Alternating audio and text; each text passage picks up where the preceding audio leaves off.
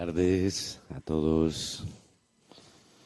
Y yo quisiera que iniciáramos esta reflexión en torno a este tema que da luz y pie y contenido a este retiro de Adviento. Sé de quién me he fiado, invitándoos a que hagamos un breve momento de oración. Al fin y al cabo, sabemos que un retiro, como unos ejercicios, pues pretende ser un estímulo para ayudarnos a vivir más auténticamente y más profundamente nuestra fe. Y es en ese ámbito de la vivencia de la fe que os invito a que nos situemos. Podemos cerrar los ojos, si esto nos ayuda. Y cerrando los ojos, os invito a que entremos en lo más profundo de nuestro ser, donde sabemos y a veces podemos percibir que Dios nos acompaña, que Dios está presente en nuestra vida. Y si no, simplemente hacemos un acto de fe ante Dios, reconociendo que Él está dentro de mí.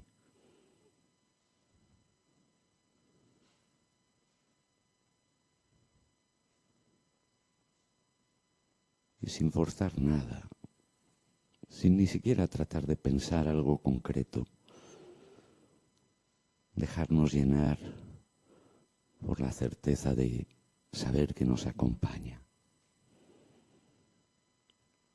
Ese saber quién está en mí, quién me acompaña siempre en la vida. Saber de quién me he fiado.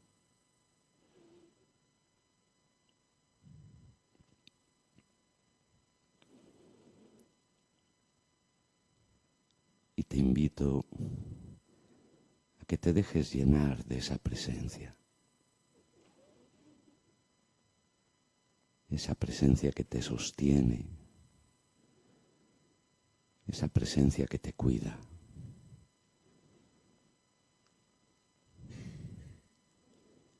Esa presencia de un Dios de cual queremos fiarnos plenamente.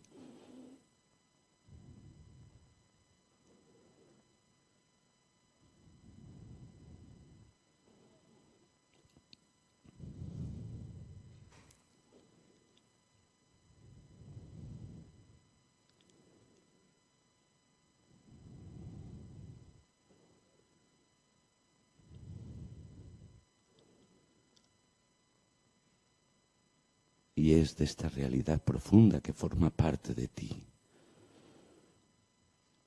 sobre la cual yo quisiera reflexionar en esta tarde,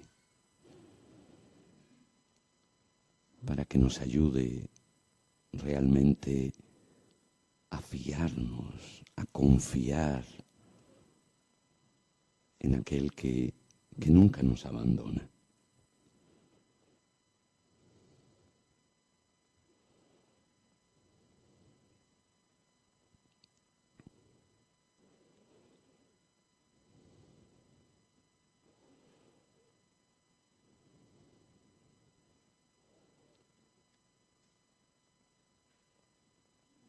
Señor, enséñanos a confiar en ti.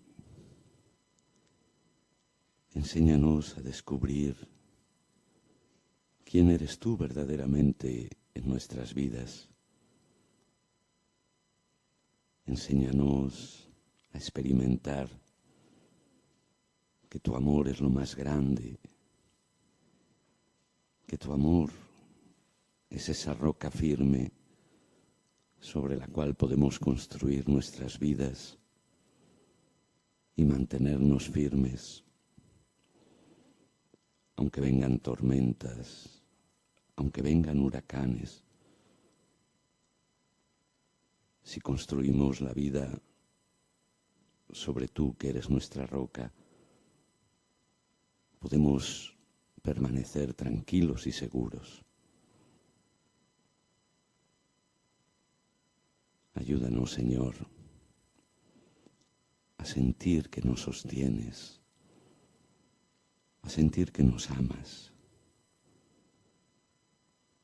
a descubrirte acompañando cada paso de nuestra vida, a descubrir tu mirada,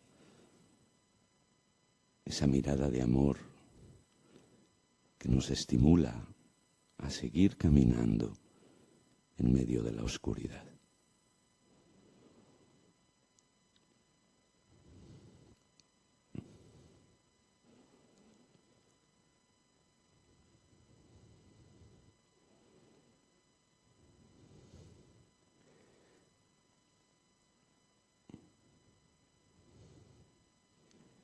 Y yo creo que todos sabemos muy bien que la confianza es uno de los grandes valores fundamentales en la existencia de todo ser humano, de cada uno de nosotros, no solo como un imperativo moral, sino principalmente como una actitud de vida necesaria, imprescindible, para que realmente nuestra vida se desarrolle en un contexto, podríamos decir, saludable.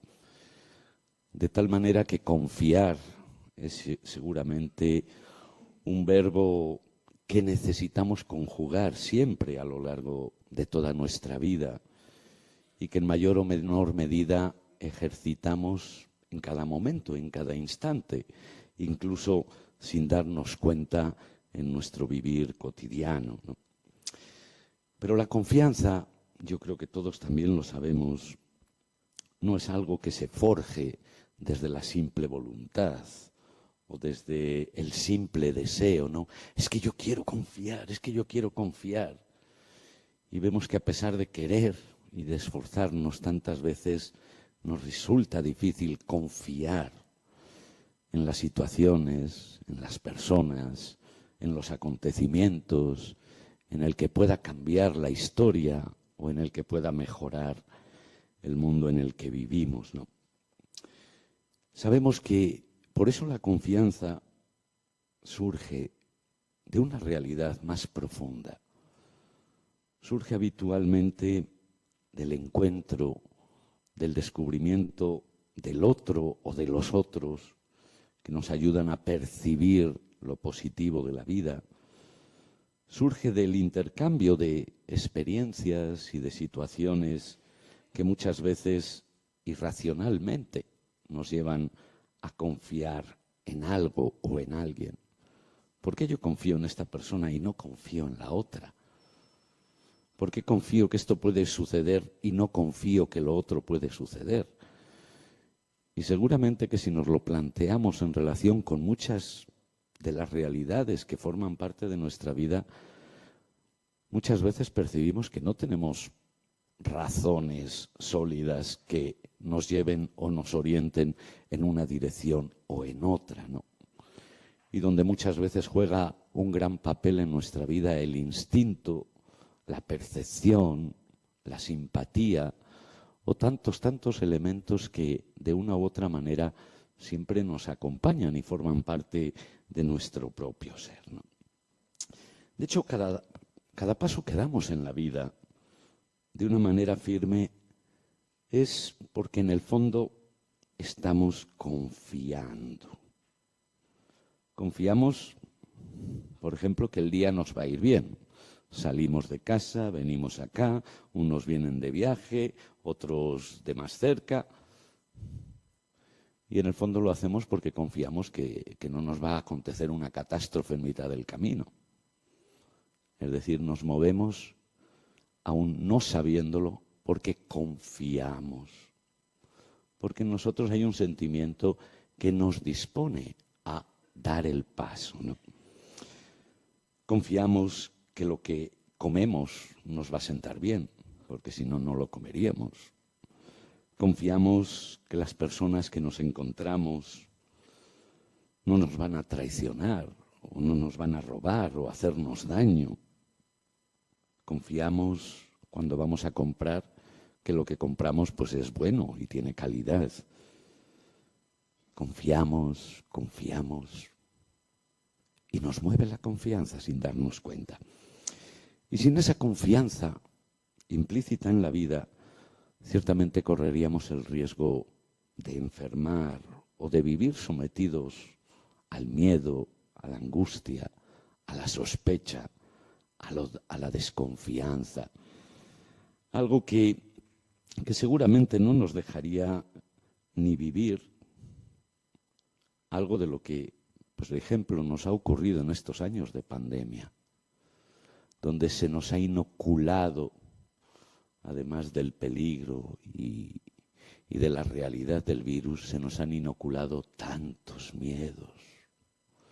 Teníamos sospecha y tenemos sospecha de que estornuda y tose.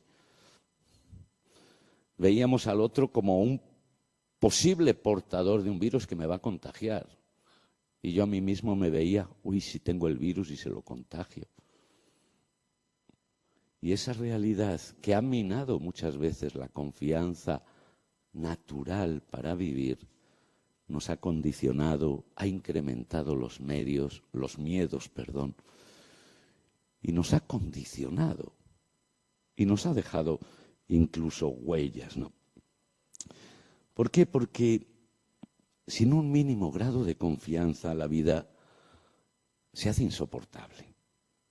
Y siempre tras nuestros miedos y temores se esconde una carencia de confianza. En personas o en cosas, o en realidades que pueden o no pueden acontecer. Pero fijémonos que más allá de las experiencias que nos pueden llevar a sentir confianza con alguien o con algo en concreto, hay una experiencia vital que nos hace posicionar en esa confianza frente a las personas y situaciones de la vida, ¿no? Depende, en definitiva, muchas veces de nuestra trayectoria vital, de la educación o condicionantes que hemos recibido, de las experiencias que de una u otra manera han venido forjando nuestra vida y nuestra existencia, ¿no?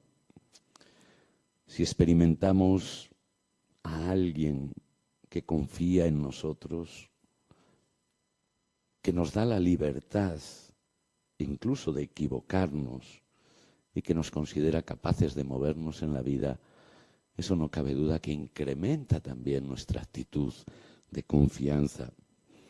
Pero también es algo ligado a nuestra experiencia vital personal. Si hemos sufrido traiciones, si no hemos percibido que se confiaba en nosotros, si nos hemos visto desplazados, despreciados o simplemente hemos creído que así era, todo ello forja en nosotros una actitud y un espíritu de desconfianza que puede incluso llegar a convertirse en una actitud negativa de vida. Muchas veces decimos, no, es que no hay que ser pesimistas, no hay que ser tan pesimistas. En el fondo, el pesimismo, ¿de dónde nace? Si no es de una falta de confianza en que la realidad pueda mejorar. Y todo ello ciertamente forja en nosotros esas realidades que tantas veces experimentamos, ¿no? Como humanos, el miedo a lo diferente, el riesgo de creer, el miedo a la decepción, el miedo al fracaso, que muchas veces nos encierran, no nos dejan ir hacia adelante, precisamente porque nos sentimos incapaces de correr ese riesgo, ¿no? Y por eso, desde cualquier perspectiva, comienza la sospecha a inocularse en la persona, como una especie de virus que nos impide dar un mínimo espacio de confianza al otro, a los otros, cerrando puertas de acceso a la propia vida, al encuentro. Y un ejemplo de cómo muchas veces nos educamos o educamos a las sospechas es nuestro modo de reaccionar, de posicionarnos también frente a los otros. A veces por tratar de proteger A los niños les decimos, no, tú no cojas nada de extraños, no hables con extraños. Sospecha, desconfianza. Y eso se inocula y va forjando la dinámica de crecimiento en la vida. Por supuesto, a veces la actitud de desconfianza es bueno porque nos protege en la vida, ¿no? Pero cuando se convierte en un principio educador puede condicionar fuertemente la vida, ¿no? Ten cuidado con quien te ofrece o regala algo, eso es sospechoso, ¿no? O ese pobre que anda pidiendo en la calle, uy, ese seguro que es un sinvergüenza. O ese seguro que quiere aprovecharse de mí. Y entonces la confianza deja de ser parte de la vida para dar espacio a la desconfianza y a nuestra forma insana de pensar sobre el diferente, ¿no? Subrayo estas realidades no para moralizar la cuestión, no, sino para que percibamos hasta qué punto la confianza en positivo y la desconfianza en negativo forman parte de nuestro devenir cotidiano y hacernos conscientes de hasta qué punto pueden ayudarnos y hasta qué punto pueden condicionarnos, no cabe duda que es algo fundamental, ¿no? Porque confiar, fijaos, es ante todo respetar al otro. Es reconocerlo capaz. Aunque esa confianza no llegue, podríamos decir, a una intimidad de que yo te cuento mis secretos y tú me los cuentas a mí, ¿no? Habría muchos niveles de confianza, ¿no? Pero el principal creo que nunca debería faltar, aún a costa de sentirnos heridos, defraudados o engañados. ¿Por qué? Porque la desconfianza o las actitudes de desconfianza no racionales, en el fondo es una actitud de enjuiciamiento del otro. No confío en ti. ¿Por qué? Porque me vas a engañar, me vas a traicionar. Dejo de creer en la posibilidad de que la persona cambie o me dejo condicionar por prejuicios que he adquirido sobre esa persona y ya la coloco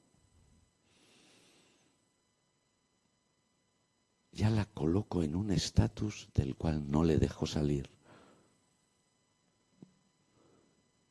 Y por eso la desconfianza puede significar incluso un modo de matar al otro.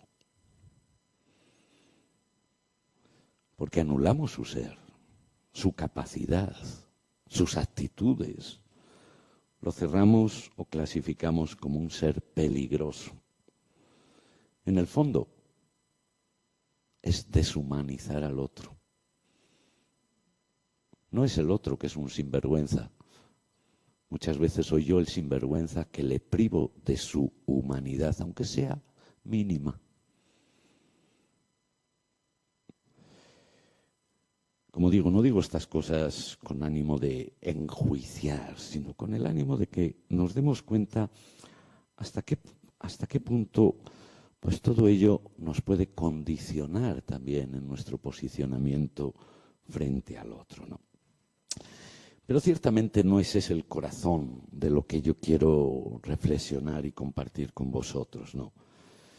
Porque la confianza en la perspectiva que la abordamos aquí pretende abrirnos a lo que es nuestra relación con Dios, a nuestra relación con Jesucristo. Porque es desde ahí donde realmente para el creyente se deriva además nuestra capacidad de aprender a confiar en Él y en los otros, aunque toque perdonarles 70 veces 7. Perdonar es volver a dejarle ser al otro. La frase o el lema que hemos elegido para este retiro, como sabéis, está tomada de la segunda carta de San Pablo a Timoteo.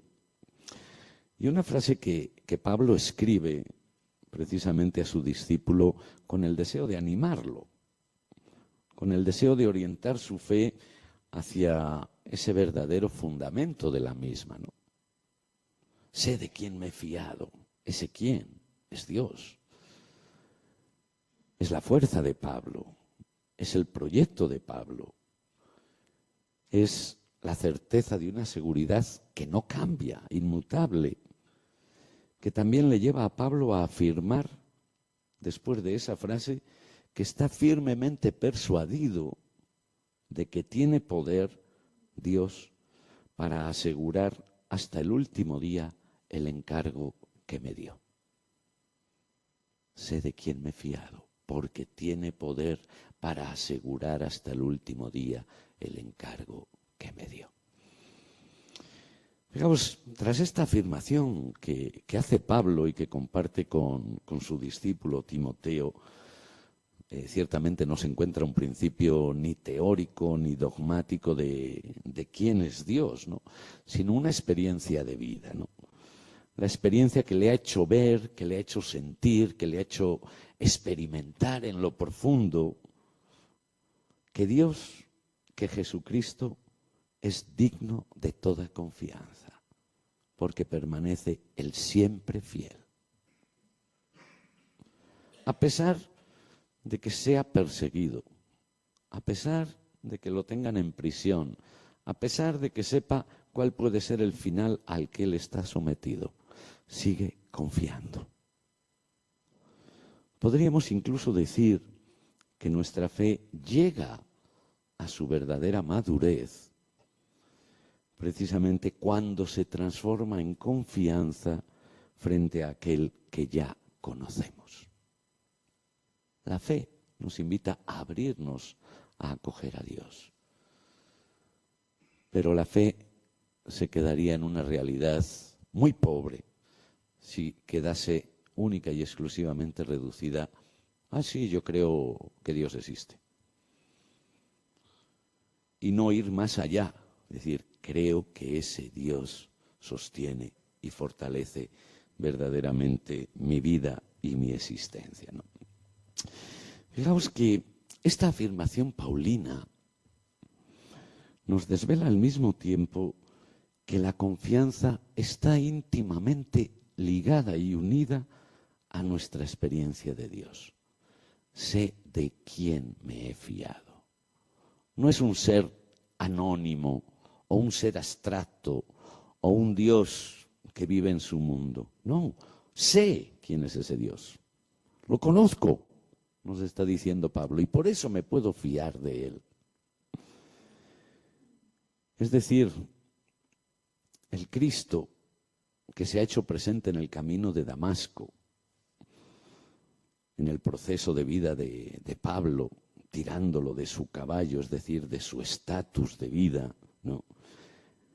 Y que a pesar de ser perseguido por Pablo, fijaos, no ha dejado de confiar en él.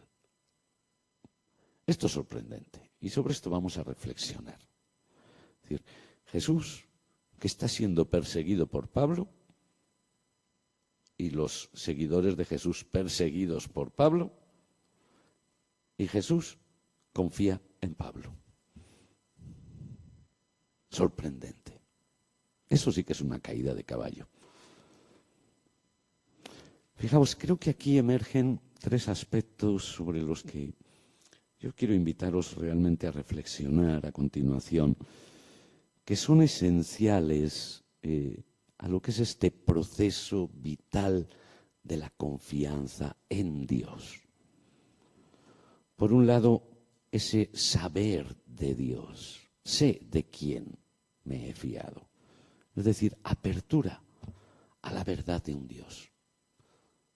Porque creemos en Dios, pero ¿sabemos quién es ese Dios? ¿O cómo pensamos que es ese Dios? Porque entonces igual nos estamos fiando o desconfiando de una falsa idea que tenemos de Dios. para confiar en alguien primero tenemos que conocerle. Porque si no, ¿cómo voy a confiar en alguien que, ¿quién es? Un segundo elemento, y este va a ser fundamental y generalmente olvidado, la experiencia de que Dios confía en mí. Realmente Dios confía en el hombre. Realmente Dios confía en mí, a pesar de todas las que le estoy haciendo, a pesar de todos mis pecados, a pesar de todas mis traiciones, a pesar de mis olvidos.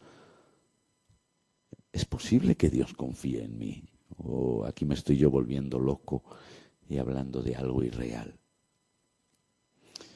Y un tercer momento, un tercer aspecto ligado a estos dos, lo que sería la respuesta a esa confianza, que se transforma también en confianza. Confío en ti. ¿Por qué? Porque confías en mí. Voy a dejar que estos tres momentos, estas tres ideas, aparezcan iluminados no por reflexiones teóricas, sino sobre todo por experiencias vitales. Y es desde aquí que me voy a referir a algunos ejemplos concretos de nuestros santos que nos enseñan realmente a confiar, que nos orientan en esta vivencia de esa misma experiencia a la que todos somos invitados. ¿Para qué? Para que nuestra fe llegue a su plenitud. La plenitud de la fe es la confianza. Yo no solo creo en ti, sino confío en ti. Y más aún, creo que esto adquiere un sentido en este tiempo que vamos a iniciar, ¿no? Este tiempo de Adviento, que al final definimos como el tiempo de espera. Espera el que confía. El que no confía no espera nada. Porque ya ha juzgado la realidad. No hay posibilidad de cambio, no hay posibilidad de transformación. El saber a Dios, o mejor dicho, conocer a este Dios. ¿Quién es ese Dios del que realmente podemos fiarnos? Fijaos que la conciencia que manifiesta Pablo a Timoteo en esa carta es la misma que a lo largo de los siglos han testimoniado quienes de verdad han descubierto el corazón de Dios. Algo que siempre ha estado y está presente en los evangelios, en el mismo modo de vivir y de predicar de Jesús. Y en su misma vivencia. ¿Por qué Jesús se lanza a la aventura? ¿Por qué Jesús se somete a ser perseguido? ¿Por qué Jesús se adentra en ese camino que le va a llevar a la cruz? Porque confía. Confía plenamente en Dios. Y de hecho la intención de Jesús es siempre la de acercarnos desde una perspectiva de familiaridad y sencillez al Dios de la vida, y que frecuentemente hemos perdido. El Dios papá y el Dios amigo. Esa es la relación central a la que Jesús siempre nos está remitiendo, a entrar en una relación con Dios desde esas categorías, no desde otras categorías que son del Antiguo Testamento o de otras religiones. Para la religión cristiana, la relación con Dios se fundamenta en la confianza, no en la superioridad del Dios omnipotente, sino en la cercanía del Dios Abba, del Dios Papá. Fijaos, esto cambia totalmente la perspectiva. ¿Por qué? Porque revoluciona la misma religión cristiana. No es la religión de quienes se someten a un Dios, no es la religión de quienes adoran y ofrecen un culto al Dios trascendente, sino la vida de aquellos que descubren a un Dios cercano, amigo, tierno, cariñoso, papá. El Dios que te busca, el Dios que se preocupa por ti, el Dios que no te juzga ni te condena. En definitiva, el Dios que te ama como a un hijo, ni más ni menos. Y fijaos que este es el presupuesto fundamental para que emerja la confianza. Difícilmente podremos fiarnos de Dios y por eso los cristianos no nos fiamos de Dios. Cuando pensamos que Dios es aquel que va anotando todas nuestras faltas, que nos juzga y nos va a juzgar, que nos castiga continuamente, que nos va a exigir lo que somos incapaces de dar, que nos obliga a ir por el camino de lo que no nos gusta. Ese Dios y la voluntad de ese Dios difícilmente van a suscitar nunca la confianza. Aunque nos resignemos tantas veces a acoger la realidad como si se tratase de la voluntad de Dios. Bueno, es que es la voluntad de Dios, es que Dios lo permite. ¿Cómo fiarse de alguien que su voluntad es que yo sufra, que yo padezca, que me acontezcan cosas dolorosas? ¿Cómo puedo fiarme de un Dios que luego me va a juzgar? A ver la que me dice, a ver la que me cae encima, a ver las que él ha ido anotando y yo no me he dado cuenta. ¿Cómo me voy a fiar yo de alguien así? Imposible. ¿Cómo fiarse de un Dios que permite la guerra, que permite las injusticias, que permite el hambre, que permite las catástrofes? ¿Cómo fiarse de un Dios que si me entrego a su voluntad me va a exigir pasar por muchas cruces, ¿no? Y por muchas noches? Fijaos, y aquí me remito a la experiencia de Teresa de Jesús, ¿no? Ella insinuaba, tras unos duros años, que también a ella le tocó poder superar sus prejuicios sobre Dios, que Dios era el Dios de la misericordia. No era el Dios que la juzgaba, sino el Dios que la amaba. El Dios, dirá ella, que la castigaba con amor. El Dios que nunca se cansa de perdonar. Como repite también el Papa Francisco, el Dios, escribe Teresa, que a todos ama, que no hace acepción de personas. El Dios que nunca se cansa de dar. Y es muy curioso cómo Teresa de Jesús a lo largo de toda su vida, pero especialmente cuando se lanza a los caminos, a fundar conventos y a encontrarse con 100.000 dificultades en contra, quienes le meten la zancadilla, quienes le prometen y luego no le dan nada, quienes buscan de una u otra manera complicarle la vida. Aquí se entremezclan para ella los momentos más ciertos de seguridad en Dios con los momentos de dudas, de vacilaciones, de pasos incluso hacia atrás, ¿no? Es decir, que Teresa de Jesús no confía por naturaleza en Dios. Estaba muy condicionada por sus ambientes y luego por su propia vida, ¿no? Porque al final somos así los seres humanos, ¿no? Que si no lo tenemos todo controlado y asegurado, pues a ver si sale esto o no sale, o sale todo lo contrario. Y nos cuesta en esas situaciones confiar. Y de hecho, en Teresa descubrimos a veces una confianza plena en Dios, que llevará adelante su obra, sus fundaciones, a pesar de que externamente todo lo contradice.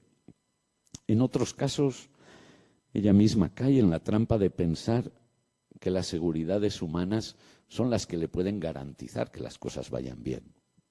Y entonces cuando fracasa.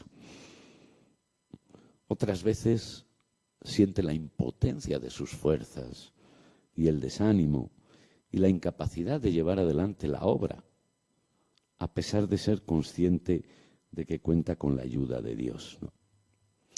Es decir, un tira y afloja que seguramente percibimos en nuestra propia vida y en nuestra propia existencia, ¿no?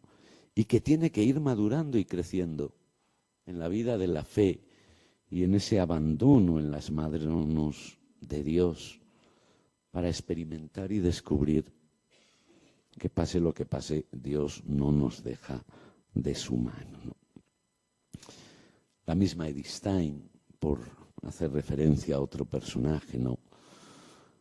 Ella habla de la experiencia de saber que Dios es alguien que nos protege y cuida.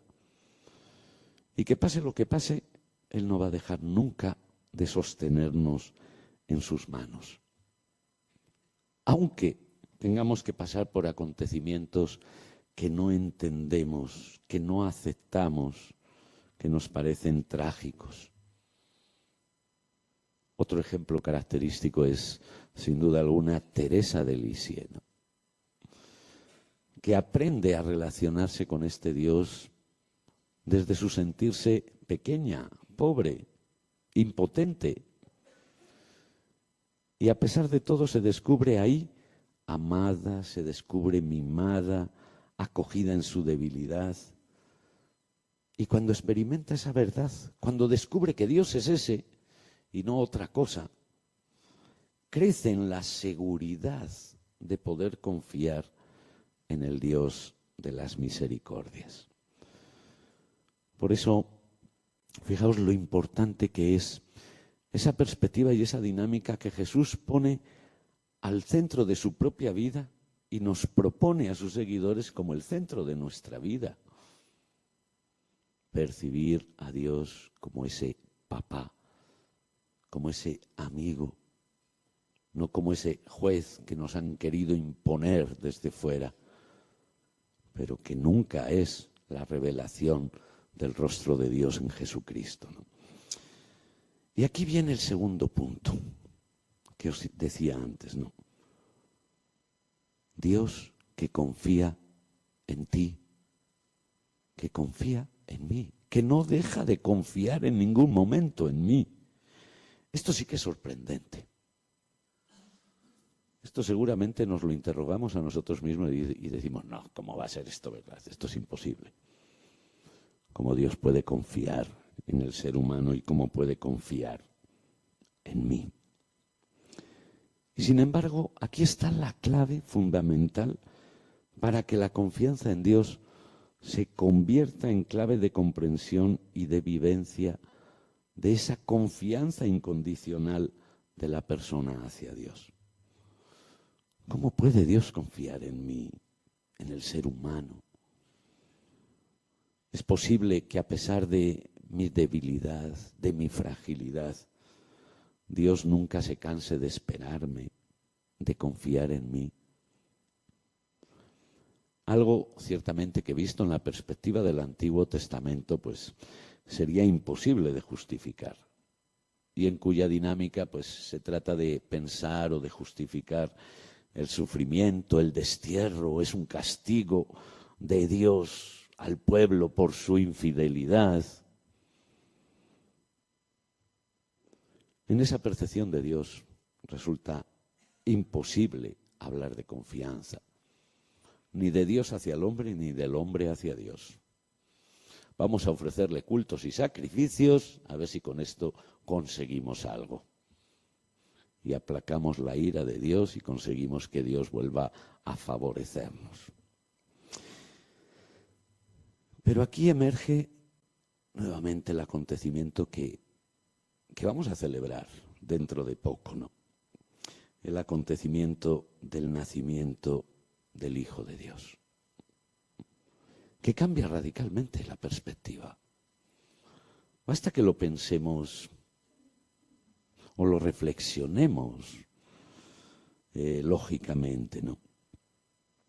¿Por qué? Porque en Jesús, lo sabemos muy bien, se manifiesta el verdadero rostro de Dios. Dios viene a juzgar al mundo, manda a su Hijo, pero no es el juicio que algunos esperaban. El juicio o la justicia de Dios es que todos los hombres se salven, que sus hijos se salven.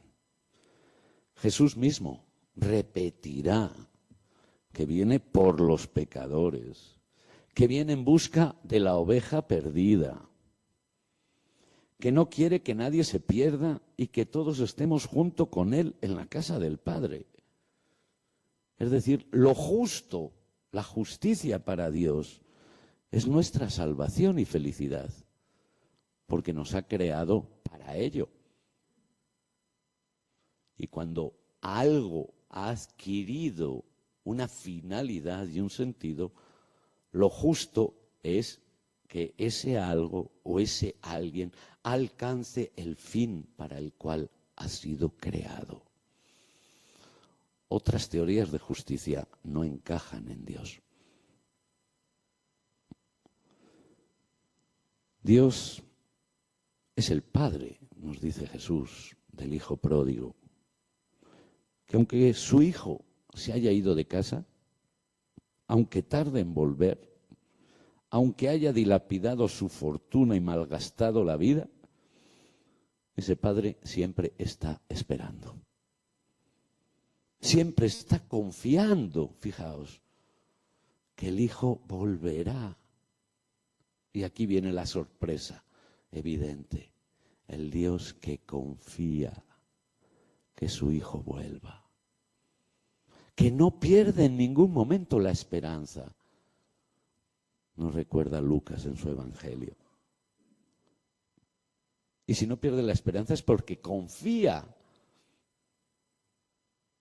de algún modo o de alguna manera que el hijo va a regresar a casa.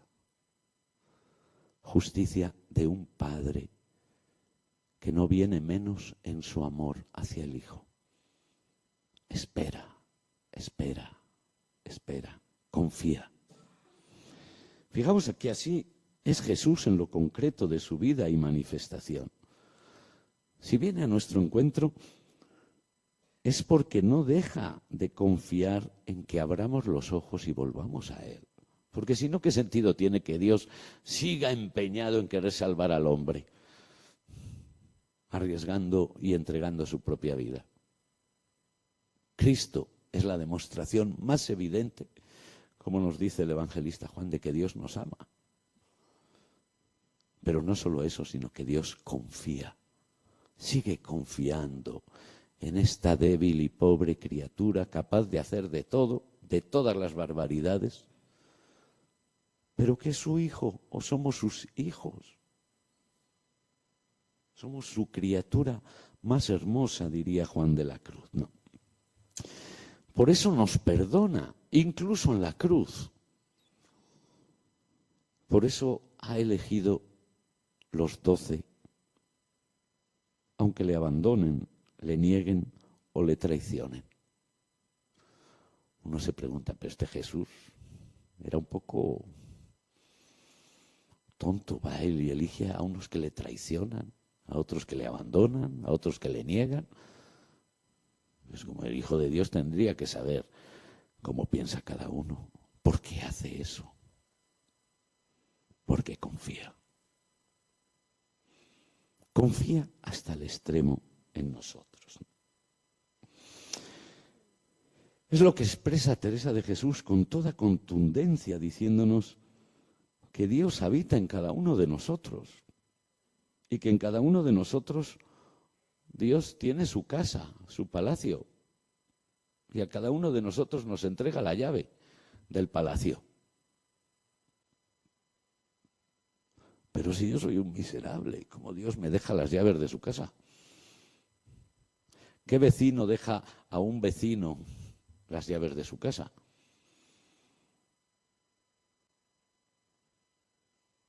Cuando hay un mínimo de confianza de que no va a entrar y le va a desvalijar la casa.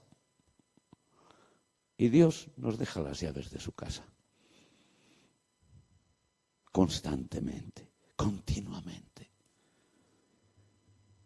Es como si dijera que Dios nos ha dado las llaves de casa, dejando en nuestras manos la posibilidad de acogerle, de buscarle, de acompañarle o de despreciarle e ignorarle. Es sorprendente pensar que Dios confía de tal manera en cada uno de nosotros, que no tiene miedo de que hagamos un mal uso de su casa. Nunca nos quita las llaves. Siempre espera, confía. Lo mismo llega a afirmar Juan de la Cruz, diciendo que este Dios no deja de habitar en nosotros, incluso aunque estemos en pecado mortal. No se va, no es el Dios que se escapa. Esos serán otros dioses, pero no el Dios de Jesucristo. Para ambos, fijaos, la experiencia de esta confianza de Dios en el hombre es el signo más evidente de esa locura de amor de Dios para cada uno de nosotros. Porque confía en ti, te da libertad. Porque confía en ti, te espera siempre. Porque confía en ti, estás siempre dispuesto a perdonar. Y aunque caigamos 70 veces 7 al día, sigue confiando, sigue esperando, nos sigue buscando, sigue naciendo, sigue entregando la vida. Cuán diferente no podríamos decir que es ese confiar de Dios del nuestro, ¿no? Por eso creo que cada año, cuando nos preparamos para celebrar el nacimiento de Jesús, ¿no? ¿Qué mayor muestra de confianza de Dios en el hombre que el hecho de hacerse Él mismo hombre? De venir a vivir con nosotros, el Emmanuel, Dios con nosotros y como nosotros. Del Dios que acoge y hace suya nuestra fragilidad humana hasta el punto de dejarse incluso matar. Pero resucita para ayudarnos a confiar en nosotros mismos, más allá de nuestra debilidad, para confiar en que Dios nunca nos dejará bajo el condicionante del pecado. Como dice Pablo, nada nos puede separar del amor de Dios. Ni pecado, ni muerte, ni principados, ni tronos, ni potestades, ni dominaciones, nada, ni nadie. Y por eso llegamos al punto, diríamos, final de nuestra reflexión, ¿no? Ciertamente todo esto son sugerencias para que luego en este espacio de silencio, pues cada uno lo vaya profundizando y sobre todo cada uno vaya descubriendo en su corazón cuán inmenso es ese amor de un Dios que confía en mí. Y por eso de la experiencia de esa confianza aprenderemos también nosotros a confiar plenamente en Dios, ¿no? Dios, lo sabemos, es capaz de rehacer todas las cosas. Naciendo como hombre, y ahí el sentido también del misterio de la encarnación, ¿no? Nos abre las puertas a poder renacer siempre de nuevo, como la vía que nos lleva a reformular nuestra propia vida en claves sanadoras y liberadoras. Renacer sabiendo que somos amados infinitamente. Renacer sabiendo que alguien no deja de confiar en ti, en tu capacidad, a pesar de tu debilidad, a pesar de tu pecado, a pesar de tu historia. Renacer para llenar de sentido y valor la existencia. Como el hijo pródigo, que no es condenado. El padre no le echa nada en cara, sino que le da la misma condición de hijo que antes tenía. No lo recluye. Y dice, ahora te quedas, pero vas a estar bajo llave. No. le mantiene en la misma libertad, le vuelve a colmar de todos sus dones, no le reprocha nada, sino que simplemente celebra su vuelta a casa. Y ahí demuestra el amor el Padre hacia su Hijo. A pesar de todo, sigo confiando en ti. Toma el anillo. Aunque exista el riesgo de que se vuelva a marchar. Confianza incondicional en que solo el amor puede realmente transformar la vida. Teresa de Jesús, a la que ya hemos mencionado, ¿no? Condicionada en su juventud y en sus primeros 20 años de vida como monja, por esa visión del Dios juez terrible, ¿no? Se mantuvo durante muchos años en la desconfianza frente a sí misma y frente a Dios. Miedo a la condena, miedo a su propia fragilidad, miedo a los demonios que los veía por todas partes. Hasta que se encuentra realmente con ese Dios que confía en ella y dice Teresa, qué demonios ni qué gaitas. Dios, Dios, que es aquí el que lo puede todo y el que les hace temblar.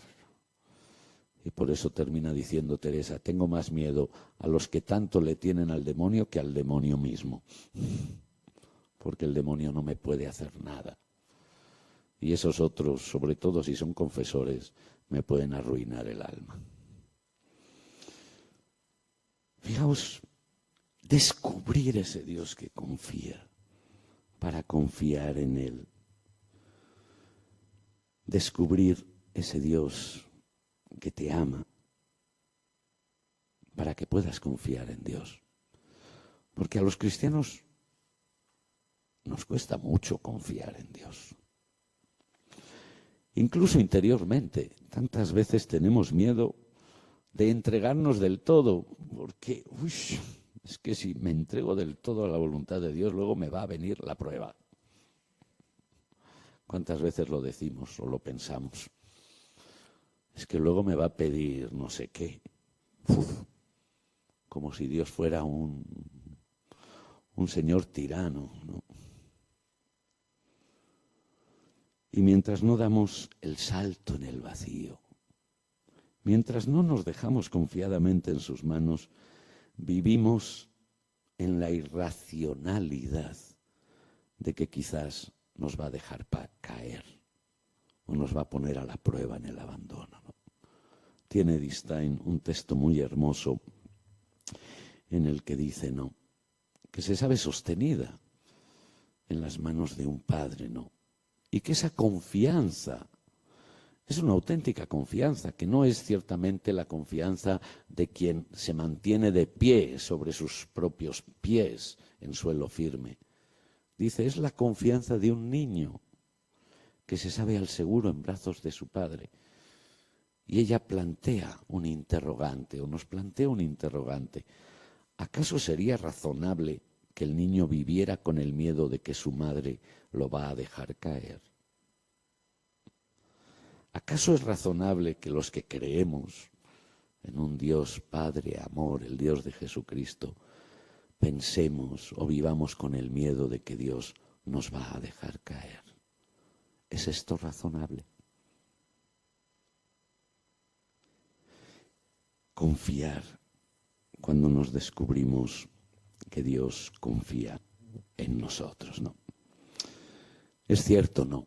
Y con esto acabo, ¿no?, que tantas veces los acontecimientos nos hablan de que aún no se ha instaurado el reino de Dios, de que todavía nos queda mucho, ¿no? Pero también es cierto que si abrimos los ojos, no dejamos de ver signos evidentes de ese amor innato, que sigue transformando, que sigue evidenciando que a pesar de todo, Dios no ha perdido su confianza en el ser humano, en cada uno de nosotros. Si aprendemos a confiar en Él, aprenderemos como Él a confiar en la historia, a confiar que algo está cambiando y seguirá cambiando, a confiar que a pesar de todo, el hombre lleva en su corazón una pepita de oro valiosísima, que su alma, como dice Teresa, es un castillo todo de diamante. Y porque en definitiva Dios nos ha dicho en Jesucristo que Él ya ha vencido al mundo. Y que no tengáis miedo, que yo estoy con vosotros todos los días hasta el fin del mundo. Gloria al Padre y al Hijo y al Espíritu Santo, como era en el principio, ahora y siempre, por los siglos de los siglos. Amén.